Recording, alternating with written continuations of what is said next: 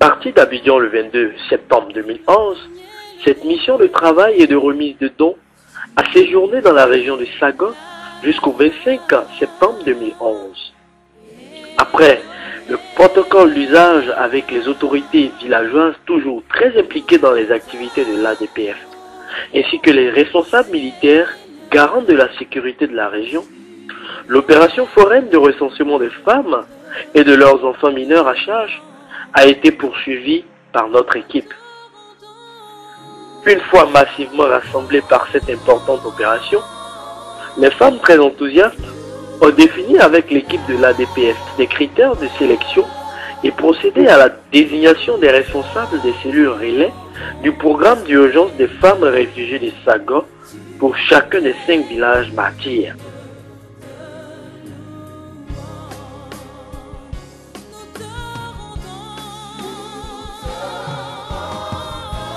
Composante essentielle de ce programme d'urgence, l'évaluation du volet médical nous a ensuite conduits chez les responsables sanitaires de la sous-préfecture de Saga. Cette séance de travail fructueuse a permis à l'ADPF de bénéficier des conseils utiles du docteur Dou Armand, l'ex-chef du centre de santé urbain de Saga et de toute son équipe. Un accord de collaboration technique dans le domaine de l'assistance médicale aux femmes et aux enfants réfugiés de Saga a été convenu entre l'ADPF et l'équipe de médecins. Des supports de travail ont été approuvés par les parties pour l'établissement de dossiers médicaux individuels au profit de toutes les personnes vulnérables recensées. Par ailleurs, 3 cas particuliers de grossesse à terme avec complications, ainsi que 3 cas de bébés de moins de 6 mois, dont nés au plus fort des exactions et présentant des signes aggravés de pathologies diverses, ont été recommandés à l'équipe de médecins-chefs de Saga pour leur prise en charge rapide.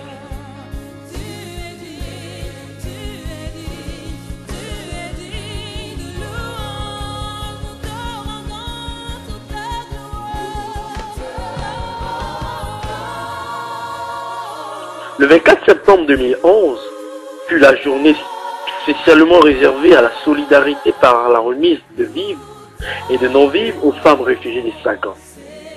Cette action de réconfort moral et matériel s'est déroulée sur le principal site de recensement des femmes qui avait déjà fait son plein de monde dès les premières heures de la journée. En attendant l'installation complète de toutes les femmes qui ont honoré de leur présence cette cérémonie, la mission de l'ADPFF s'est prêtée aux questions de l'agence ivoirienne de presse, AIP, à qui elle a expliqué le sens profond de son engagement aux côtés des populations vulnérables de Saga.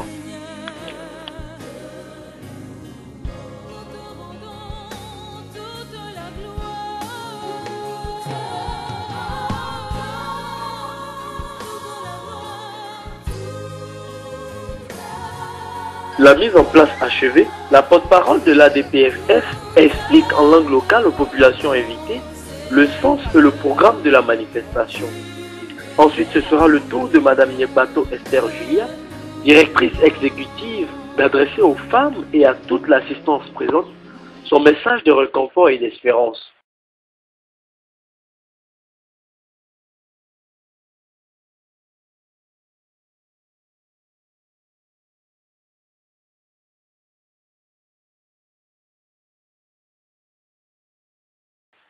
À ses propos de soutien moral, d'exhortation au pardon et à l'oubli, d'encouragement à l'épanouissement par le travail et la persévérance dans l'effort, s'ajoutera le partage d'un cantique repris en chœur par l'équipe de l'ADPFF et toutes les femmes réfugiées de Saga, dont certaines ne pouvaient contenir les larmes qui traduisaient leur profonde émotion.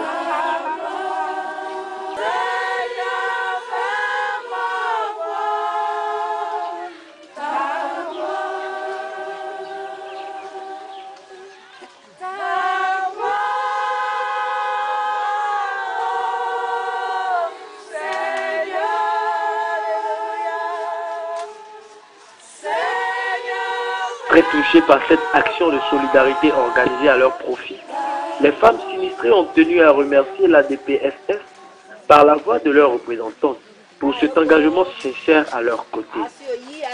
Elles ont traduit à leur manière Les mains levées dans le silence, leur profonde gratitude et leur parfaite adhésion au programme d'urgence dont elles ont pleinement pris conscience d'être l'une des principales clés de succès.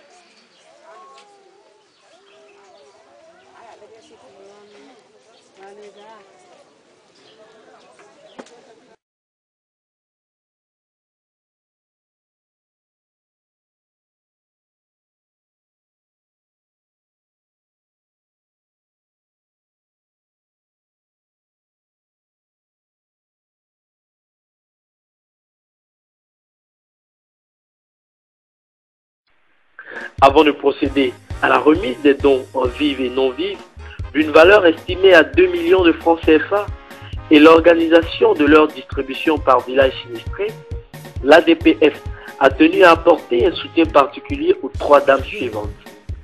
Bawa Désiré, veuve de 37 ans originaire du village de Côte-d'Iboué et réfugiée à Guédipo, portant une grossesse à terme avec complications nécessitant une séance de radiologie à Abidjan.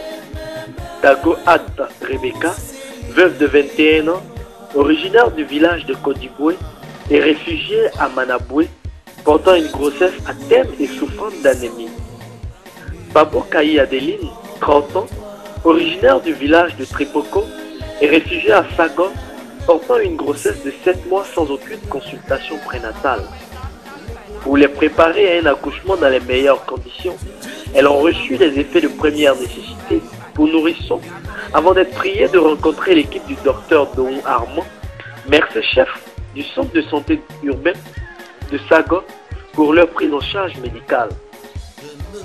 Par ailleurs, 3 jeunes mamans porteuses de bébés, dont l'un est né 3 jours avant les affrontements et les 2 autres les mois juste après, ont reçu des kits pour leurs enfants assez mal en point.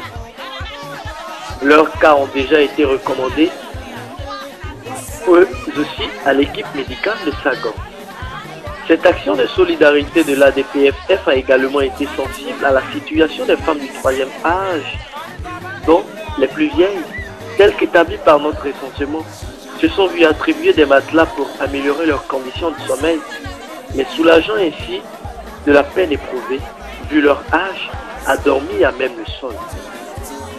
Composé d'une tonne de riz local livrée en sac de 50 kg, de 11 cartons d'huile de table, de 2 sacs de sel de 25 kg chacun, de 8 cartons de savon de Marseille et de plusieurs effets vestimentaires, aussi bien pour les femmes que pour quelques hommes, ces dons ont été équitablement répartis par village et distribués aux heureuses bénéficiaires sous la coordination de leurs responsables de cellules fraîchement désignés. L'équipe de l'ADPF n'a pas manqué de leur signifier toute son admiration et sa satisfaction pour la distribution sans incident majeur.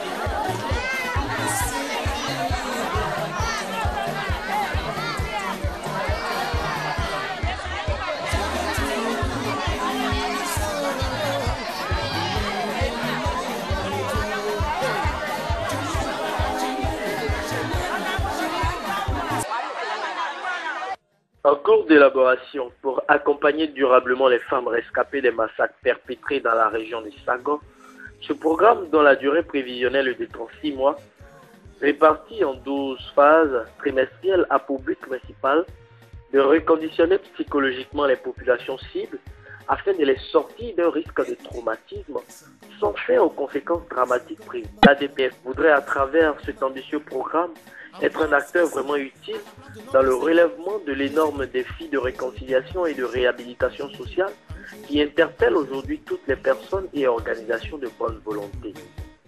Toutes les contributions, aussi bien locales, nationales et internationales, sont donc ardemment sollicitées pour la finalisation, l'exécution et le suivi-évaluation des projets qui seront repartis dans les 4 grandes composantes suivantes. Prise en charge psychomédicale, organisation d'une caravane de prise en charge psychosanitaire pour les 300 femmes, formation de 30 aides-soignantes bénévoles pour la prise en charge des petits soins d'urgence, réalisation de 5 dépôts gratuits de médicaments de première nécessité pour chacun des villages sinistrés. Réinsertion scolaire des enfants mineurs. Prise en charge scolaire de 100 enfants du cycle primaire pour la rentrée scolaire 2011-2012. Extension de l'opération à 250 enfants à l'horizon 2012-2013. Réinsertion socio-économique des femmes. Construction de 250 habitats villageois sur 7 mois pour accompagner le retour des femmes dans les villages d'origine. Organisation de groupements sectoriels d'activités pour le soutien à l'initiative économique des femmes. Accompagnement des groupements sectoriels d'activités pour l'accès aux services financiers. La construction et la réhabilitation des infrastructures hydrauliques villageoises.